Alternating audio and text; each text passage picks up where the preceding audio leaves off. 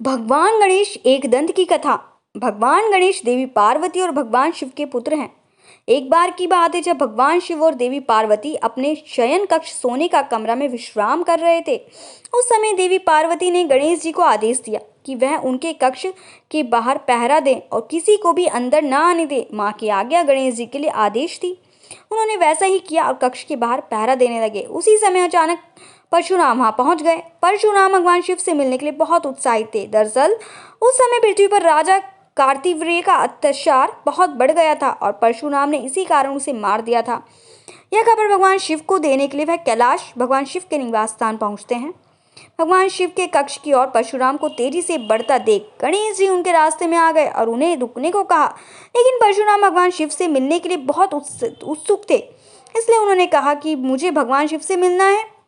परशुराम की इस बात को सुनकर गणेश जी बोले, मैं आपको अंदर जाने नहीं दे सकता। माँ ने किसी को भी अंदर ना जाने का आदेश दिया है। गणेश जी की यह बात सुनकर परशुराम गुस्से से लाल हो गए। उन्होंने कहा, तुम मुझे भगवान शिव से मिलने से नहीं रोक सकते। तुम नहीं जानते मैं कौन हूँ। इस पर गणेश जी ने कहा, आप कोई भी हो उससे मुझे कोई फर्क नहीं पड़ता। मेरे लिए माँ का आदेश सबसे जरूरी है। मैं आपको किसी की भी सूरत में अंदर नहीं जाने दे सकता हूँ। गणेश जी की इन बातों से परशुराम का गुस्सा 7वें आसमान पर पहुंच गया। वह बोले, अगर तुम मुझे अंदर नहीं जाने दोगे तो मैं तुम्हें हटाकर जबरन अंदर जाऊंगा। इतना कहकर परशुराम आगे बढ़ते हैं, लेकिन गणेश जी परशुराम को अंदर जाने से रोकने के लिए धक्का दे देते हैं और परशुराम दूर जाकर गिरते हैं। खुद का अपमान होता देखकर परशुराम जी गणेश जी को सबक सिखाने के लिए कई अस्त्र शस्त्र का इस्तेमाल करते हैं, लेकिन उनका गणेश जी पर कोई असर नहीं होता। में परशुराम जी शिव जी द्वारा दिया गया परशु गणेश जी को मरने के लिए प्रयोग करते हैं। वह परशु भगवान शिव का था, इसलिए गणेश जी उसे पहचान जाते हैं और उसका सम्मान करते हुए उसका वार अपने एक दांत पर ले लेते हैं। परशु जी की चोट के कारण गणेश जी का दांत टूटकर जमीन पर गिर जाता है और गणेश जी से दर्द कराने लगते हैं।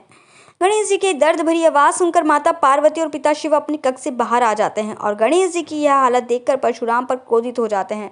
भगवान शिव और पार्वती के गुस्से में देख परशुराम को अपनी भूल का एहसास होता है और वह अपने केक पर क्षमा मांगते हैं।